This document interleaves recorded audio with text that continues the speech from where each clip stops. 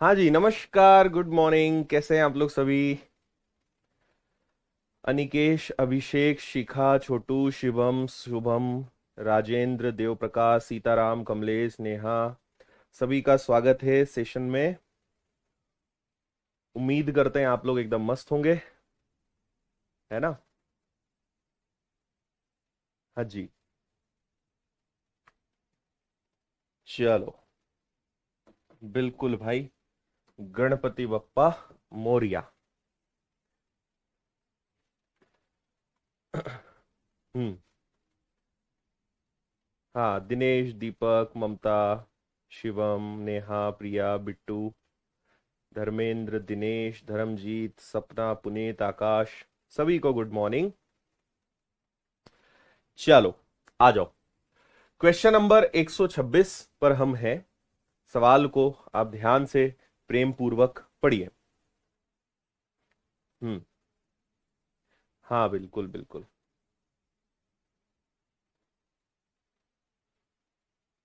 जय श्री गणेश।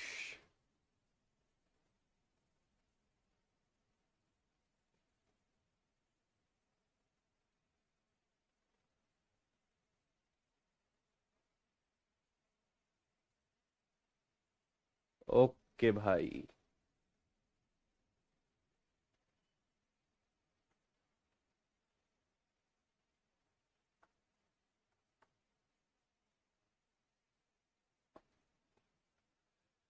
चलिए, समझें सवाल को। आपसे कहा गया है 42 सेंटीमीटर ऊंचाई के एक ठोस शंकु जिसके आधार का व्यास 42 है, 24 सेंटीमीटर त्रिज्या के लकड़ी के ठोस गोले से काटा जाता है। बेकार हुई लकड़ी का प्रतिशत बताइए। आपको क्या करना पड़ेगा? लकड़ी के ठोस गोले, तो लकड़ी के गोले से आपने क्या करा है? आपने शंकु निकाला है ना? लकड़ी का गोला था, उससे आपने शंकु निकाला है। दोनों बातें आपको पता लगानी पड़ेगी। पहले गोले का आयतन देखो, गोला क्या है? तो गोला है 4/3 पाई आर क्यूब। और जो आपका शंकु है वो क्या हो जाएगा? 1/3 पाई आर स्क्वायर एच। पहले आप दोनों का वॉल्यूम पता लगा लें, दोनों का आप आयतन सबसे पहले पता लगाइए कि दोनों का आयतन क्या है। तो देखिए, यहां पे अगर इसको मैं सॉल्व करता हूं तो ये आ जाएगा 4/3, पाई को पाई में रहने दूंगा और ये हो जाएगा आपका 24 का क्यूब, यानी 24 हो जाएगा 3 बार, है ना? इधर आ जाए तो इसको भी आप रहने दीजिए 1/3 पाई। और आर, यहां पे इसकी त्रिज्या क्या है? व्यास 42 है, तो इसकी रेडियस होगी 21 इंटू 21 इंटू 21। और हाइट कितनी हो जाएगी? हाइट हो जाएगी इसकी 42 यानी 42। ठीक है, हम क्या कर रहे हैं आपको समझ में आ रहा है? ये आप निकाल रहे हो गोले का आयतन, ये आप निकाल रहे हो शंकु का आयतन, है ना?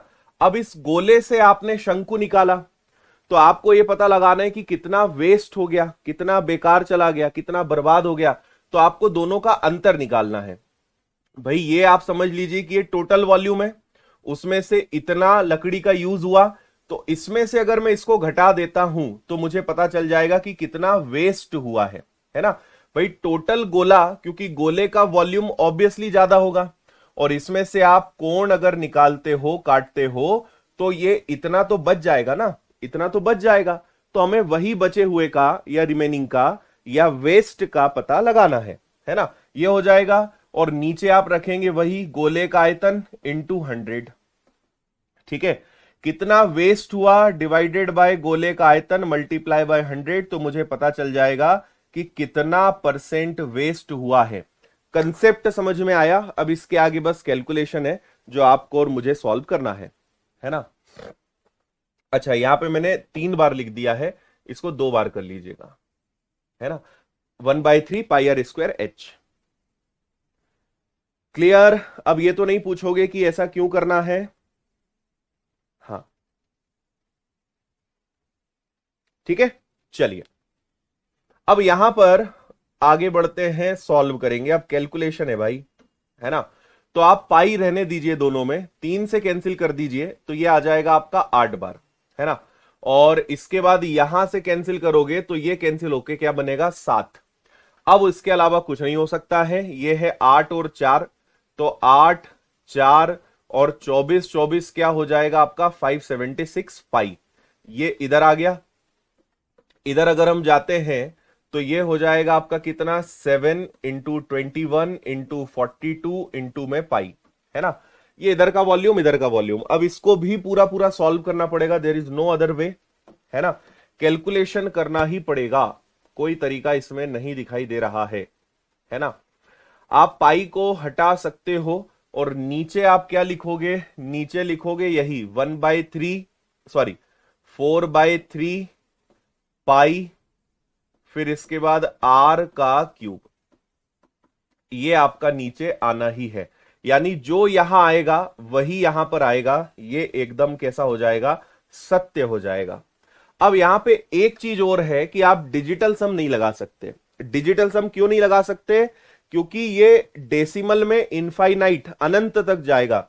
दशमलव के बाद इसकी वैल्यू जो है इनफाइनाइट होगी, जबकि इन्होंने केवल डेसिमल के बाद 2 डिजिट लिए हैं, तो आपके डिजिटल सम का भी रास्ता इन्होंने बंद कर दिया, है ना। तो अब हम एक ही काम कर सकते हैं कि इसको पूरा पूरा सॉल्व करें। पहले इसको एक काम करते हैं, 8 से गुणा करते हैं। तो 8 × 6 48, 8 × 7 56, 4 60, 8 पंजे 40 और 4 46। अब इसमें 4 का गुणा कर देते हैं तो ये 32 आ जाएगा। 6 × 4 24 और 4 4 16 17 18, तो ये हो जाएगा आपका 18,432 पाई। इधर चलते हैं। अच्छा, ये 18,432 है तो नीचे भी 18,432 पाई ही आएगा, क्योंकि गोले का आयतन तो यही है। अब यहां आ जाए तो पहले 21 और 42 का मल्टीप्लाई कर लेते हैं, है ना। 21 का दुगना हो गया 42 का 2, कैरी हो गया 4, 21 का 4 गुना 84 प्लस 4 हो गया 88।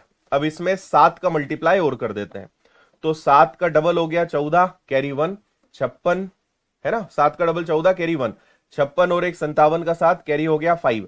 फिर 8 × 7 56, 56 में 5 जुड़ गया 61। तो ये स्थिति मुझे मिली। ये गोले का आयतन है, ये शंकु का आयतन है, और नीचे गोले के आयतन का कितना परसेंट है अब हमें पता लगाना है। तो डिफरेंस ले लेते हैं। 12 में से 4 गया, देखो पाई कॉमन होके कट जाएगा तो मैं उसको लिख नहीं रहा हूं, अब पाई को लिखने की जरूरत नहीं है।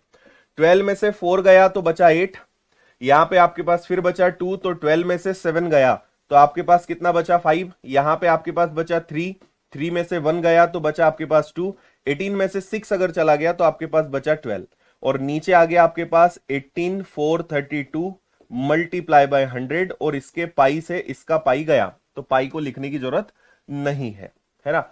अब भैया हमें इसको सॉल्व करना है। एक 66 से एक 67 है, 75 है, 56 है। ये दो आंसर बेहद करीब हैं, बहुत ज्यादा करीब हैं, बाकी ऑप्शन थोड़े दूर है। समझ गए यहां तक? चलो, अब इसको अगर मैं लगभग भी देखूं तो बड़ा ही कंफ्यूजन का मामला है। थोड़ी देर के लिए अगर मैं इसको सोचूं कि भाई ऊपर केवल 12,000 हो और नीचे केवल 18,000 हो, थोड़ा बहुत तो चलेगा, 12,200 18,400 चलेगा।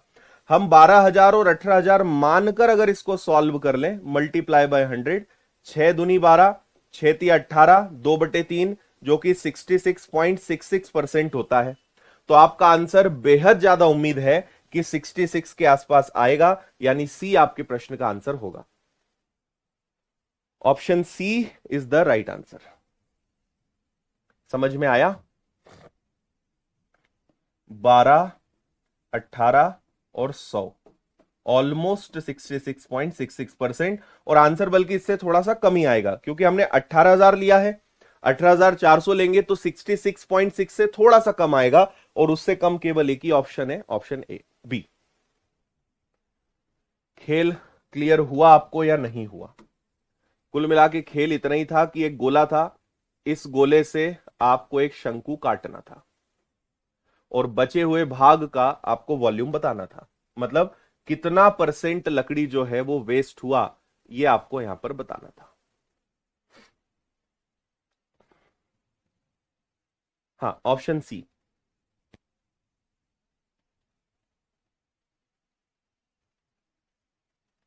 आया समझ में?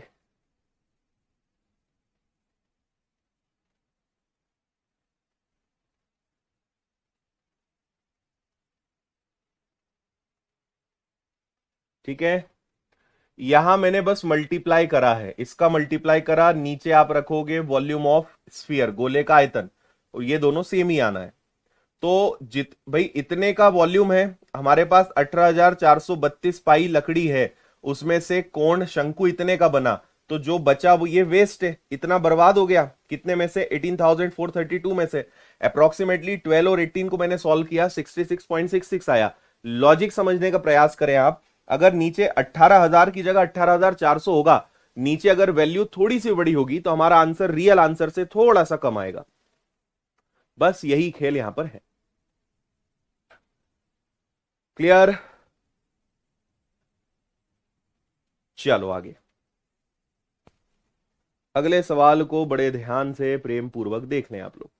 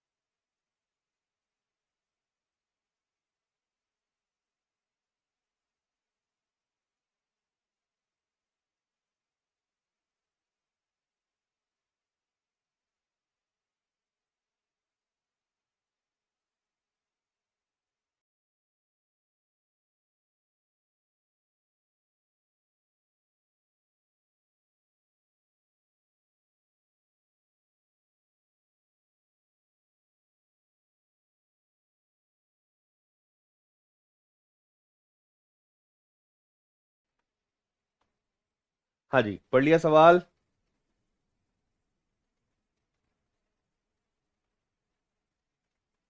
हम्म। कैमरा यहाँ पे एकदम ठीक है, मुझे तो दिख रहा है सब कुछ ठीक अपने कंप्यूटर पे। रोज जैसा ही है, कुछ भी अलग नहीं है ना? 7 सेंटीमीटर कोर वाले किसी ठोस घन से एक ठोस गोला काटा जाता है। शेष ठोस का आयतन 163 1/3 क्यूबिक सेंटीमीटर पाया गया। गोले का व्यास कितना था? बताओ भाई।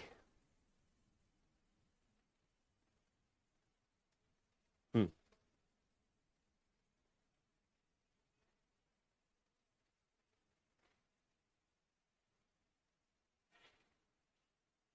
ठीक है राज, देख लिया हमने, कोशिश करेंगे आगे, है ना? आप कमेंट एक बार लिखें या 10 बार मैं पढ़ लेता हूं, है ना? तो बार बार लिखने की जरूरत नहीं है। चलो भाई, 7 सेंटीमीटर कोर वाले किसी ठोस घन से एक ठोस गोला काटा जाता है। शेष ठोस का आयतन इतना है, तो गोले का व्यास कितना है? आप एक बात समझें, फिर से आप क्या कर रहे हो कि एक क्यूब है, इस क्यूब से आप एक कोण कट कर रहे हो, इससे कोण निकाल रहे हो, और उसके बाद तो देखो इसका वॉल्यूम कितना होता है, ए क्यूब, और जब आप कोण निकाल लेते हो तो कितना बचता है, 163 1/3, ये टोटल है। और जब शंकु आप काट लेते हो उसके बाद ये बचता है, तो इसको जरा करो, 163 का ट्रिपल करो तो ये आएगा 489 प्लस 1, यानी ये कितना होना चाहिए, ये होना चाहिए 490/3, है या ना? 490/3। अब ये हो गया आपका 7 का क्यूब विच इज 343, माइनस में आ गया 490 डिवाइडेड बाय हो गया आपका 3। अब इसको भाई आपको सॉल्व करना है। समझ में आ रहा है कि क्यूब से आपने कोण निकाल लिया, शंकु निकाल लिया, उसके बाद ये बचा, तो अगर ये बचा तो मुझे ये पता चल जाएगा कि हमारे पास गोले का आयतन कितना है, सॉरी शंकु का आयतन कितना है, वो हमें पता चल जाएगा। क्लियर है बात? हाँ।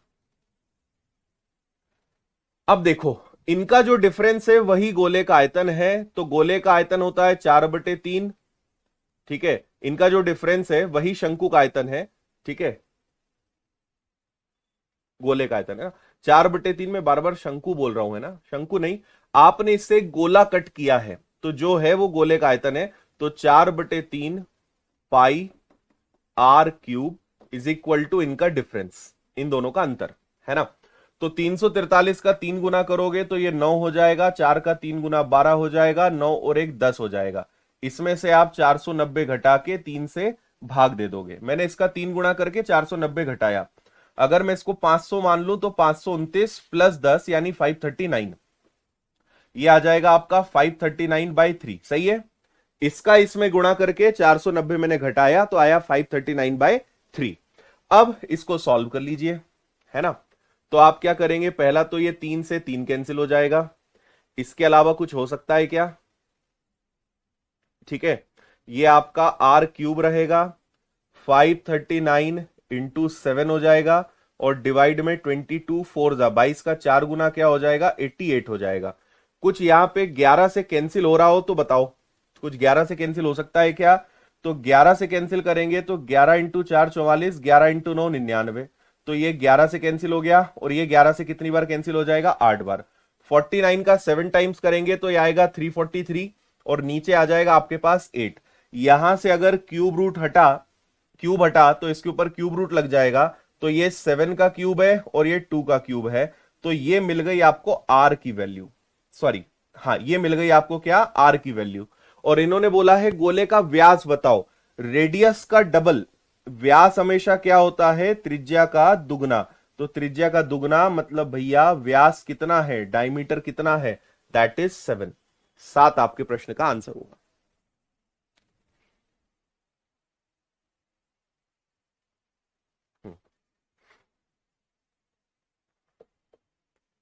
समझ में आया?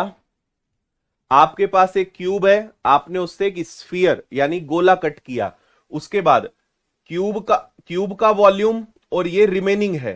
भाई टोटल वॉल्यूम 343 था, गोला काटने के बाद इतना बचा, तो टोटल में से अगर इतना बचा घटा दिया तो जो आया ये एक्चुअल में क्या है, ये है गोले का आयतन, वॉल्यूम ऑफ स्फीयर।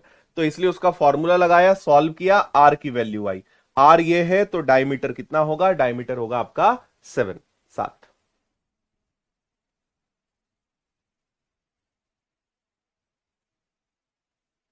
कोई डाउट हो तो आप पूछ सकते हो।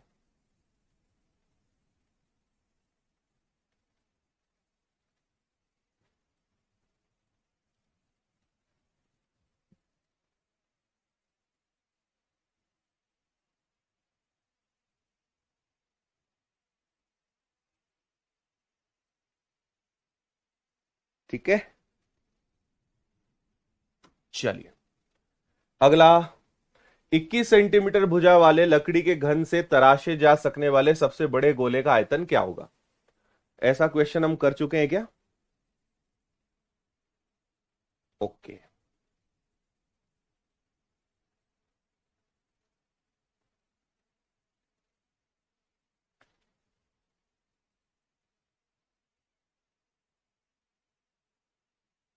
ठीक है। देखो 21 सेंटीमीटर भुजा वाला लकड़ी का एक घन है। अगर एक क्यूब है जिसकी लेंथ 21 है, तो इससे आप कितना बड़ा गोला निकाल पाओगे? जो भी गोला आप निकालोगे उसकी रेडियस क्या होगी, उसकी रेडियस होगी इस साइड का हाफ। भाई ये पूरा व्यास है, ये पूरा डायमीटर है, व्यास है, और व्यास का अगर आधा कर दोगे तो त्रिज्या आ जाएगी। So radius will be 21/2। Yes और नो? त्रिज्या जो होगी वो कितनी होगी, 21/2।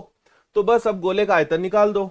तो 4/3 पाई मतलब हो जाएगा 22/7, और इसके बाद आर का क्यूब, तो 21/2, 21/2 एंड 21/2। ठीक है, अब इसको भाई सॉल्व कर लेते हैं। तो आप देखो 7 और 3 21 से एक बार 21 गया, 4 से 2 और 2 4 गया, और 2 से ये कैंसिल हो गया आपका 11 बार। तो ये है 11, और 21 होता है 441। तो 1 4 + 1 5, 4 + 4 8, और ये आ गया आपका 4। तो ये आ गया आपका 4851, यानी ऑप्शन सी 4851, सी इसका करेक्ट आंसर होगा।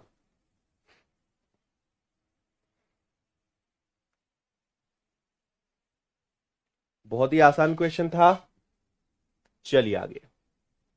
7 सेंटीमीटर व्यास वाले ठोस गोले को 2 बराबर भागों में काटा जाता है, इसके कुल पृष्ठीय क्षेत्रफल में कितनी वृद्धि होगी? बहुत ही बढ़िया सवाल है। आप ऐसे समझिए कि एक गोला है, आपने इसको कट किया, तो कट किया तो क्या हो जाएगा भाई? कट किया तो ये ऐसा हो जाएगा कि ये एक हिस्सा इधर चला जाएगा और एक हिस्सा इधर चला जाएगा, ये ऐसे कट हो जाएगा, है ना? तो इसके पृष्ठीय क्षेत्रफल में कितनी वृद्धि होगी ये आपको बताना है। थोड़ा सा दिमाग लगाएंगे, बहुत ही आसान सवाल हो जाएगा। देखो, अगर मैं आपसे पूछूं कि पहले जब ये एक सिंगल पीस था तब इसका संपूर्ण पृष्ठ का क्षेत्रफल क्या था? 4 पाई आर स्क्वायर। जब ये दो पीस में हो गया तो आप सोचिए इसका टोटल सरफेस एरिया क्या होगा? 3 पाई आर स्क्वायर। इसका टोटल सरफेस क्या होगा? 3 पाई आर स्क्वायर। यानी टोटल क्या हो जाएगा? 6 पाई आर स्क्वायर। जब ये पहले सिंगल पीस था तो इसका टोटल सरफेस एरिया था 4 पाई आर स्क्वायर। जब ये दो पीस में बट गया तो इसका टोटल सरफेस एरिया क्या हो गया? 6 पाई आर स्क्वायर हो गया। यानी कितना डिफरेंस आ गया इसमें? 2 पाई आर स्क्वायर का डिफरेंस आ गया। इतना क्षेत्रफल बढ़ेगा तो यह आ गया 2 पाई का मतलब 22/7 and the radius is 7 centimetre व्यास है, तो 7/2 एंड 7/2। ठीक है भाई, 7 से 7, 2 से 2 गया, 2 से कैंसिल हो गया, ये 11 बार, 11 इंटू 7, 77 का डिफरेंस आएगा, ऑप्शन सी। समझ आया भाई? पहले जब सिंगल पीस था तो उसका total surface area 4 pi R square था। जब आपने कट लगाया, दो पार्ट्स करे, तो दोनों का इंडिविजुअल जो total surface area 3 pi R square, 3 pi R square, यानी टोटल 6 पाई आर स्क्वायर, कितना इंक्रीज हुआ? ये इंक्रीज हुआ 2 पाई आर स्क्वायर। तो 2 pi R square which is 77। C आपके प्रश्न का आंसर होगा। एकदम आसान।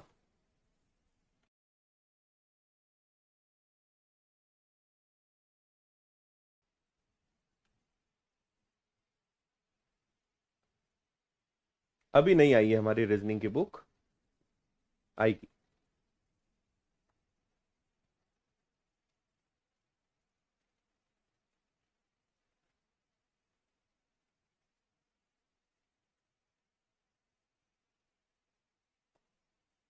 पढ़िए भाई सवाल को।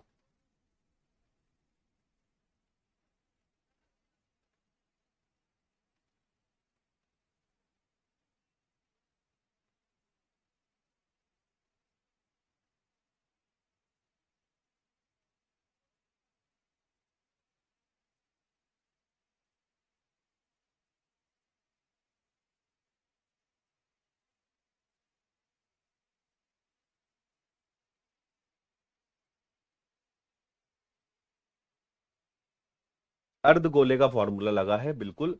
एक गोलाकार गुब्बारे में जैसे ही हवा भरी जाती है इसकी त्रिज्या 7 सेंटीमीटर से बढ़कर 14 हो जाती है। आयतन का अनुपात ज्ञात करें। भाई देखो, पहले रेडियस 7 थी जो 14 हो गई, यानी जो रेडियस का रेशो है वो 1 से 2 हो गया, है ना? 7 और 14 यानी ये। तो आप मुझे बताइए वॉल्यूम में क्या होता है? वॉल्यूम में होता है आर का क्यूब, 1 का क्यूब एंड 2 का क्यूब। तो 1 से 8 हो गया, यानी उसका जो वॉल्यूम है वो 1 से क्या हो गया? 1 से 8 हो गया। हाँ, हाँ, एक तरफ हमने संपूर्ण गोले का लगाया था, एक तरफ अर्ध गोले का लगाया। समझ में आया क्या? रेडियस 1 से 2 हो गई, तो वॉल्यूम क्या हो जाएगा? 1 का क्यूब, 2 का क्यूब, यानी 1 से 8। तो आयतन का जो रेशो होगा वो क्या होगा? 1:8, 1:8। चलिए, अगला सवाल आपको एक बड़ा ही सुंदर दिखाई दे रहा होगा। इस सवाल को आप अच्छे से पढ़ लो, फिर इसके बारे में हम आपको बताते हैं।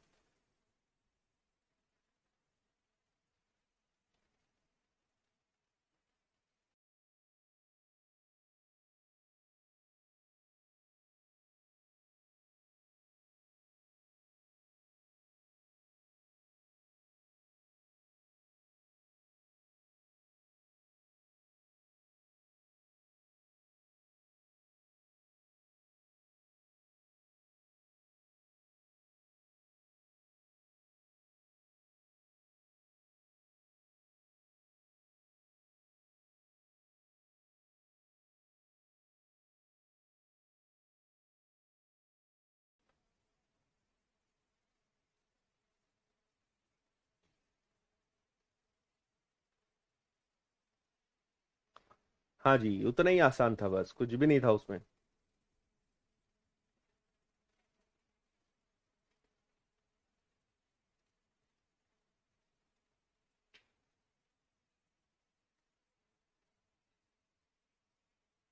हो गया।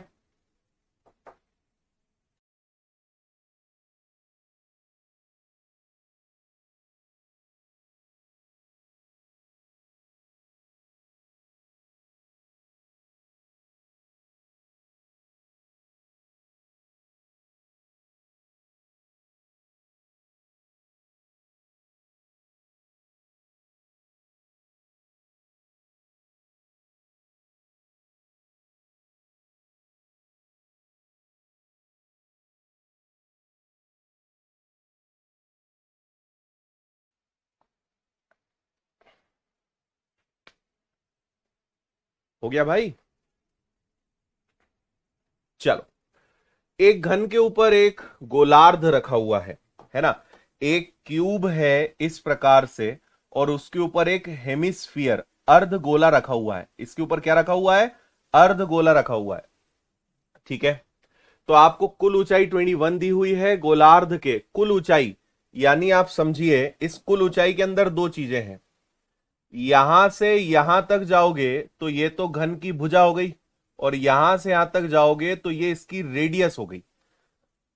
तो आपसे कहा है कि कुल ऊंचाई यानी ए और आर दोनों का योग कितना है? दोनों का योग है 21। घुमावदार सतह का क्षेत्रफल, गोलार्ध का घुमावदार सतह यानी कर्व्ड सरफेस एरिया, और घन का टोटल क्षेत्रफल, घन का टोटल क्षेत्रफल 6a²। ये दोनों किसके अनुपात में है? ये 11 और 42 के अनुपात में है। 11 और 42 के रेशो में है। समझ में आया आपको? गोलार्ध का वक्र पृष्ठ यानी अर्धगोले का वक्र पृष्ठ, curve surface area of hemisphere 2πr²। और ये जो घन रखा है नीचे, उसका टोटल सरफेस एरिया, कुल क्षेत्रफल, तो वो होता है 6a², जिनका रेशो कितना है? जिनका रेशो आपको दिया हुआ है 11/42।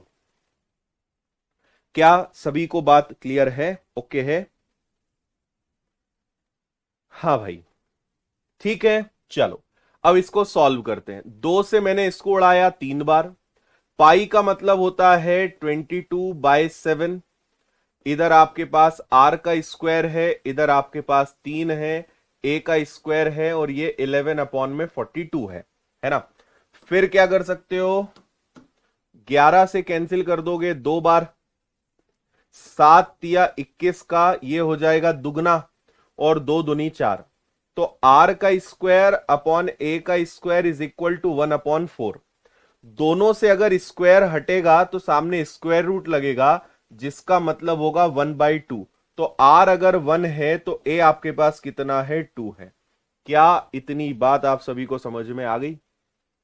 ठीक है, ये एक प्रकार से ना रेशो हो गया। आर और ए का रेशो हो गया 1:2। तो 1+2 कितना हो गया? 3। एक की वैल्यू कितनी आ गई? एक की वैल्यू 7 आ गई। तो ये हो गया 7 से 7, और ये हो गया 7 का दुगना।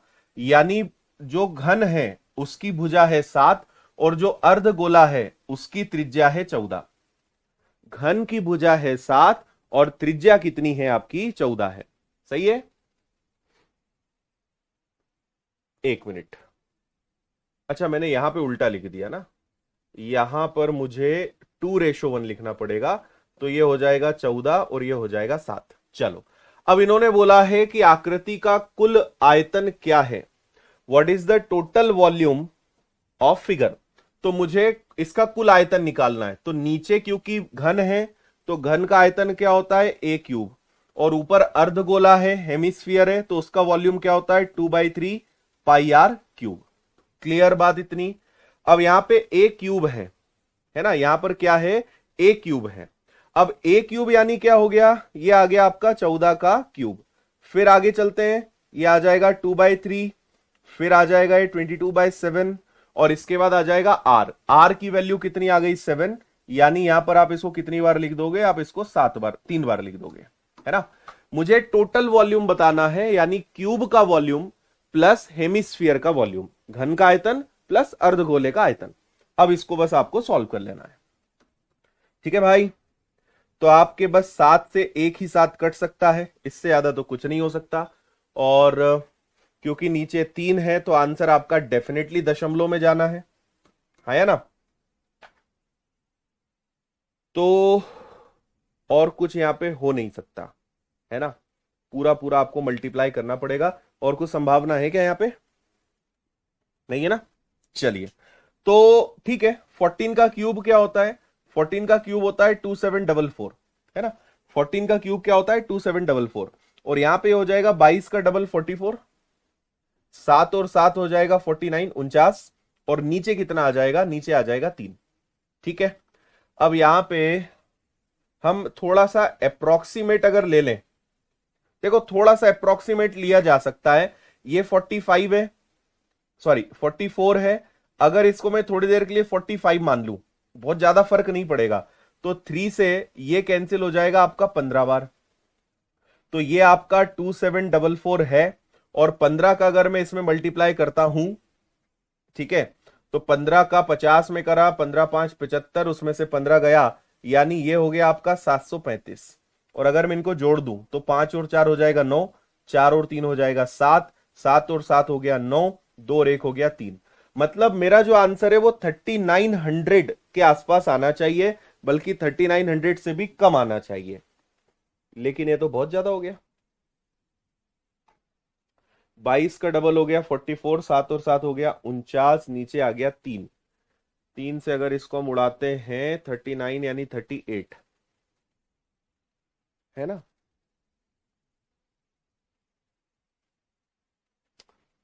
नहीं भाई, दिक्कत हो जाएगी इसमें तो।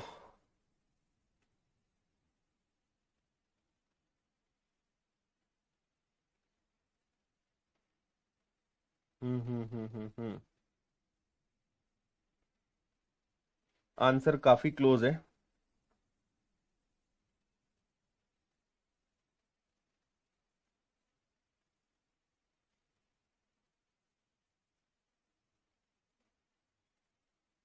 मैंने जोड़ने में गलती करी यार, शायद, है ना। ये 9 है, 4 और 3 7 है, 7 और 7 14 का 4 कैरी 1 है, और ये 3400 है। ठीक तो है।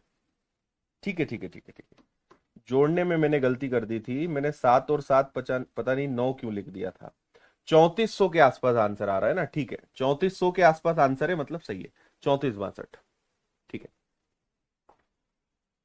7 और 7, मैंने 7 और 7 दिमाग में पता नहीं 49 का 9 लिख दिया। चलो सही है। 3479 है। अब क्योंकि आपने इसको, ये एक्चुअल में क्या आता, ये 14 दशमलव समथिंग आता, है ना। ये 14 दशमलव समथिंग आता है, यानी आपका आंसर जो आएगा उससे थोड़ा सा छोटा आएगा।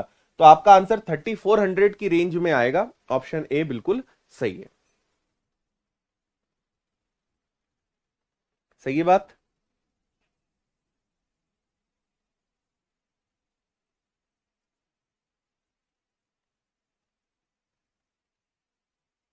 चलो भाई, काफी टाइम हमने इसको दिया, अगले सवाल पर चलेंगे। पीतल से बने एक अर्ध गोलाकार कटोरे का आंतरिक व्यास 14 है, डायमीटर 14 है, तो रेडियस कितनी हो जाएगी? रेडियस 7 हो जाएगी। 15 रुपए प्रति वर्ग सेंटीमीटर से अंदर से रंगने का खर्च ज्ञात कीजिए। इनसाइड कलर करना है आपको, इनसाइड कलर करना है। डिजिटल सम नहीं लगेगा। डिजिटल सम आप याद रखिए, फिर से मैं बता देता हूं कि मान लो 155, ठीक है, 155 नहीं, इसको मैं कहूंगा 159। और इसमें मुझे भाग देना है 3 का। तो 3 का भाग दिया, 3 इंटू 5 15, 3 तिया 9, पूरा पूरा भाग जा रहा है। लेकिन जैसे ही 160 आ जाएगा, तो 3 का भाग दिया, 3 इंटू 5 15, 3 तिया 9, 3 तिया 9, अब ये अनंत तक जाएगा। तो इसमें आप डिजिटल सम लगा सकते हो, लेकिन जब डेसिमल के बाद वैल्यू इनफाइनाइट हो, आप उसमें डिजिटल सम नहीं लगा सकते, है ना। ये तकलीफ है, क्योंकि डिजिटल सम आप किसका लोगे, वो कंफ्यूजन वहां पे होना है। हाँ जी।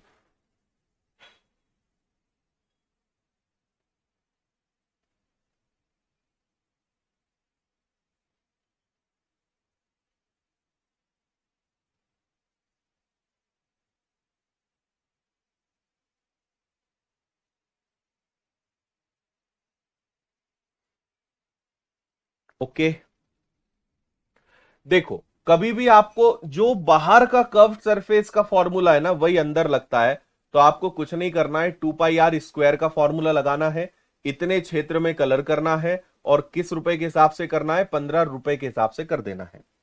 ठीक है, तो ये आ गया आपका 2, ये आ गया आपका 22/7, और फिर आपका आ जाएगा आर का स्क्वायर जो कि क्या है 7 × 7 है, एंड मल्टीप्लाई बाय 15।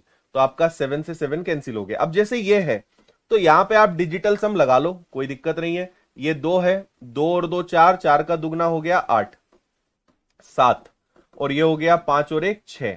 अब अगर इसको देखोगे तो ये हो जाएगा 6 7 42, 42 मतलब 6, 6 8 48, 48 मतलब 8 4 12, और 12 का मतलब कितना आ गया 3। तो इसका डिजिटल सम कितना आ गया भाई, इसका डिजिटल सम आ गया आपका 3। तो ढूंढ लो 3 किस में है, 7 और 2 9 है तो बचा 6, 4 2 6 और 1 7। यहां पे आ जाओगे तो 6 4 10 और 2 12, 12 का मतलब कितना होता है 3, और यहां पे हो गया 7 3 10 और 1 11। तो एक ही ऑप्शन है जिसका डिजिटल सम कितना आ रहा है 3 आ रहा है, यानी ऑप्शन बी 4620। ऐसे डिजिटल सम आप लगा सकते हो। समझ में आया? 2 और 2 4, 4 का दुगना 8, 7, 5 और 1 6, 6 और 7 हो गया 42, 42 का मतलब हो गया 6, 6 और 8 हो गया 48, 48 मतलब 12, 12 मतलब 3। तो ऐसे डिजिटल सम कितना आया, 3 आया। डिजिटल सम से आपने उड़ा दिया।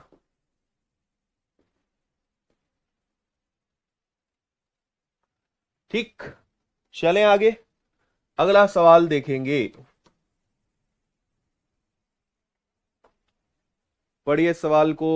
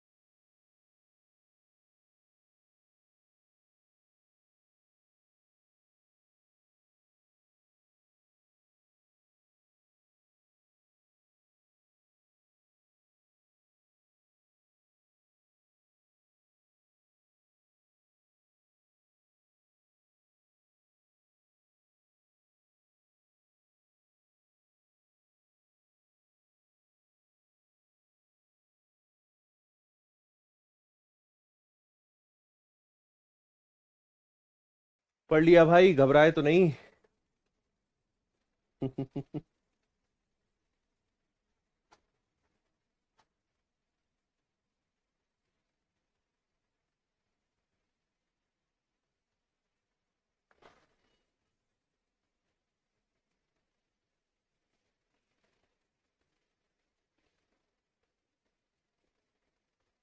हो गया,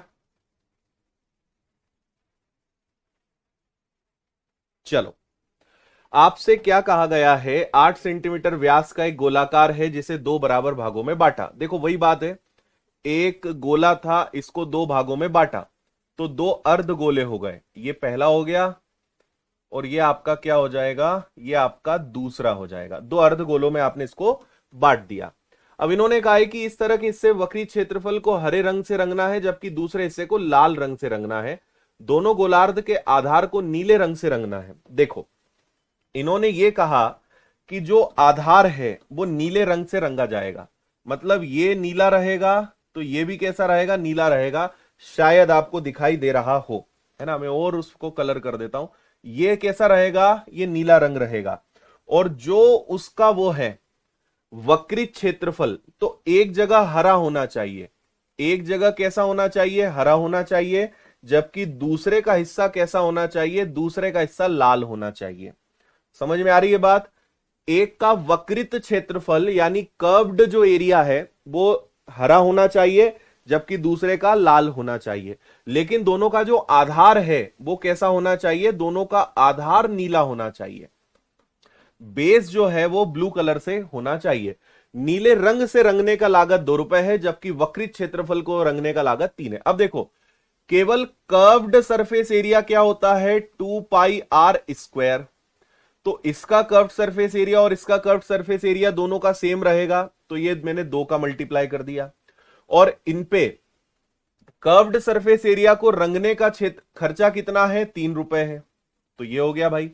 इसी प्रकार अगर आधार को देखें तो अब मुझे बताओ कि आधार, अर्ध गोले का जो आधार होगा वो कैसा होगा? उसका आधार होगा एक वृत्त, है ना? तो आधार वृत्त होगा तो वृत्त का क्षेत्रफल होगा πr²। दोनों का रंगना है और इसका खर्चा कितना है भैया? 2 रुपए। बस इतना सा सॉल्व करना है। समझे बात को? चलो शुरू हो जाओ। तो ये आ गया आपका। दोनों में आप क्या कर सकते हो? देखो दोनों में आप अगर इन दोनों को आपको प्लस करना है तो दोनों में क्या कॉमन है? दोनों में पाई कॉमन है। दोनों में और क्या कॉमन है? दोनों में आपका 2 कॉमन है। इसके अलावा यहां भी 2 है और यहां भी 2 है, तो 2 दूनी 4 भाई, 2 और 2 4, और पाई तो कॉमन निकल गया। तो यहां बचा, अच्छा आर का स्क्वायर भी कॉमन है, दोनों में आर का स्क्वायर भी कॉमन है, तो आर का स्क्वायर भी कॉमन निकल गया। तो कुल मिला के अंदर क्या बचा? यहां पे आपके पास बचा 3 और यहां पे तो कुछ भी नहीं बचा है, मतलब 1 बचा है। सही है बात भाई? 2 दोनों जगह है, यहां 2 है, आर स्क्वायर है, पाई है, तो कुल मिला के 3 और 1 बच गया। यहां 3 बचा, यहां 1 बचा, तो ये हो गया आपका 4। पाई का मतलब हो गया 22/7, आर का स्क्वायर। अब 8 मीटर व्यास है तो त्रिज्या कितनी हो जाएगी? 4। तो 4 का वर्ग हो गया 16 और 3 और 1 हो गया आपके पास फिर से कितना? 4। अब इसको लगभग हम सॉल्व कर लेंगे। देखो इसको अगर थोड़ी देर के लिए मैं 21 मान लू, क्योंकि वैसे तो होना नहीं है, तो ये हो जाएगा आपका 4, 7 से कटेगा 3 बार, और ये हो जाएगा 16 इंटू 4 64। ये हो जाएगा आपका 12 और 12 का कर देंगे 64। 12 इंटू 4 48, 12 इंटू 6 72, 72 में 4 जोड़ दिया 76। आपका आंसर जो है वो 768 के आसपास आएगा, लेकिन 768 से थोड़ा ज्यादा ही आएगा, क्योंकि मैंने 22 को क्या माना था? 21 माना था। तो 768 से थोड़ा ज्यादा ही आएगा। और अच्छी बात है कि 700 से ऊपर एक आंसर एक ही है, वो है 803.84। ये आपके प्रश्न का आंसर हो जाएगा।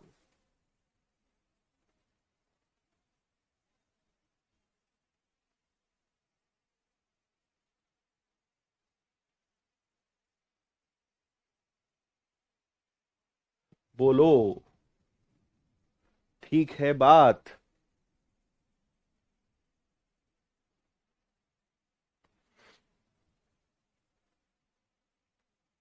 आया मजा?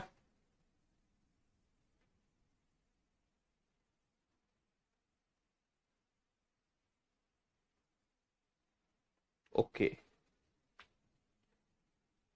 चलिए अगला सवाल। अब देखिए अगला हमारा जो आना है उसमें एक तो आना है छिन्नक। छिन्नक आप समझते हैं क्या? छिन्नक को इंग्लिश में बोलते हैं फ्रस्टम। छिन्नक को क्या कहते हैं? छिन्नक को इंग्लिश में कहते हैं फ्रस्टम। ठीक है, मतलब कटा हुआ शंकु। इसके बाद आपका आ जाएगा प्रिज्म और इसके बाद आ जाएगा आपका पिरामिड। ये तीन चीजें अब हम करने वाले हैं, तो मुझे लगता है कि आने वाली 1 से 2 क्लास के अंदर हमारा ये कंप्लीट हो जाना चाहिए, है ना। अब मैं आप लोगों से एक इंपॉर्टेंट बात पूछना चाहता हूं। मुझे कई बार मैसेज करते हैं आप लोग कि सर ये 10 से 11 वाला समय हमारे लिए थोड़ा सा अनकंफर्टेबल होता है, और मैं खुद भी किसी कारण से थोड़ा सा टाइम आपका चेंज करने का सोच रहा हूं। तो जस्ट एक ओपिनियन ले रहा हूं कि क्या हम अपना समय शाम को करें, क्या 7 बजे? शाम को एक समय हो सकता है 7 बजे, एक समय हो सकता है 6 बजे। क्या कहते हैं आप? सुबह के टाइम को अगर हम खत्म करके, सुबह के टाइम को खत्म करके अगर शाम को करें, तो क्या आप कंफर्टेबल होंगे? हाँ, बाल्टी भी बोलते हैं फ्रस्टम को। तो आराम से आप विचार करना, अगर आप सहमत होंगे तो हम क्या करेंगे कि अपना एलजेब्रा चैप्टर जब चालू होगा कल या परसों से 1-2 दिन बाद, तो हम शाम को समय कर सकते हैं। मेरे लिए कंफर्टेबल टाइम अगर आप पूछेंगे तो मेरे लिए ज्यादा कंफर्टेबल 7 रहेगा, 7 से 8। ठीक है, क्योंकि 10 बजे में कई लोग की दूसरी क्लासेस होती हैं, फिर कई लोग जॉब वाले होते हैं, कई लोग घर परिवार की जिम्मेदारियां होती हैं, है ना। ओके,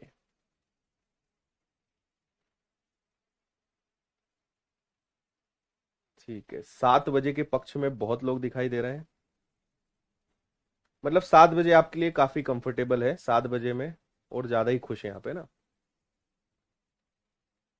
हम्म। हमको तो पढ़ने से मतलब है सर, आप जब पढ़ाओगे हम पहुंच जाएंगे। ठीक है, चलो सोचेंगे इस बारे में आप, और सोचना, है ना। तो आज का सेशन हम यहीं समाप्त करते हैं, कल आगे बढ़ते हैं। और मुझे लगता है कि कल या परसों में अपना ये चैप्टर अब फिनिश होगा, उसके बाद फिर हम एलजेब्रा को शुरू करेंगे, है ना।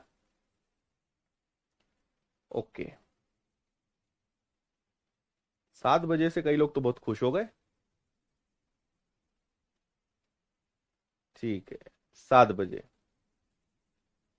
चलो अगर ऐसा रहा तो हम 7 बजे का टाइम कर देंगे, कल तो नहीं, परसों से, है ना। चलिए भाई, बहुत बहुत धन्यवाद, कल मिलते हैं वापस अपने समय पर। टेक केयर, बाय बाय, जय हिंद, खुश रहिए, मस्त रहिए, मुस्कुराते रहिए, धन्यवाद।